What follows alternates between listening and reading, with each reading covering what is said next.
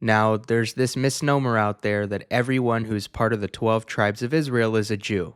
If you're associated with Israel in any sort of way, you're a Jew, and they're one and the same. That's not accurate whatsoever. The 12 tribes were split into two. There were 10 tribes in the north and 2 in the south. You could argue maybe 3, based on the people who migrated from north to south.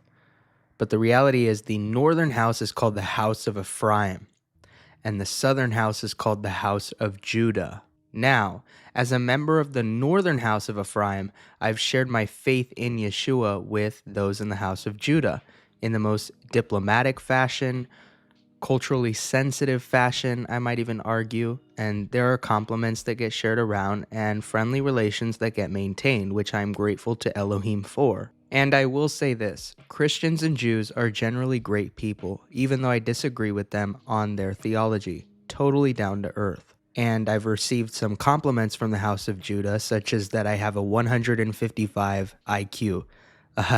I'm flattered. I don't think so, and I've never gotten tested to see if that's the case. Now, I was watching YouTube last night, and up came this video about Isaiah or Yeshayahu chapter 9 and verse 6, which I believe to be talking about a divine Messiah. Yes, Brother Judah can disagree, that's okay. The thing is, though, I do agree with them in that Christians love to cite Isaiah 53, they love to cite Isaiah 9, they love to cite Isaiah 11, they love to cite the Messianic prophecies, but they're afraid to read anything but the Messianic prophecies because it indicts them on a lot of sin. The Targum Yonatan version of the verse really caught my attention. It says, "The prophet said to the house of David, for unto us a child is born, unto us a son is given. And he has taken the law or the Torah upon himself to keep it." And that's what it says rather than the government shall rest upon his shoulders. And I think, honestly, this is a better translation because this is showing that the Messiah who is to come will keep the Torah of Elohim. It says his name is called from before him, who is wonderful in counsel or advice.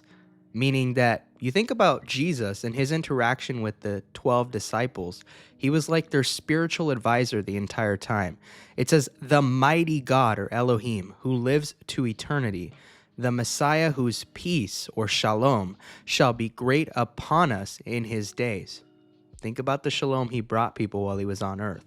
And here's what our wonderful advisor has to say in Mark chapter 12, verses 41 through 44. It says, Yeshua sat down opposite the place where the offerings were put and watched the crowd putting their money into the temple treasury. Many rich people threw in large amounts, but a poor widow came and put in 2 very small copper coins, worth only a few cents. Calling his disciples to him, Yeshua said, "Truly I tell you, this poor widow has put more into the treasury than all the others. They all gave out of their wealth, but she, out of her poverty, put in everything, all she had to live on." So it's clear that our wonderful advisor was acknowledging the injustice in society that was going on at the time.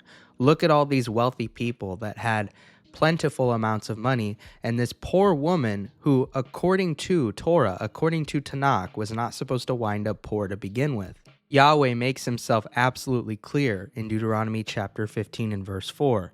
It says, "However, there need be no poor people among you, for in the land Yahweh your Elohim is giving you to possess as your inheritance, he will richly bless you."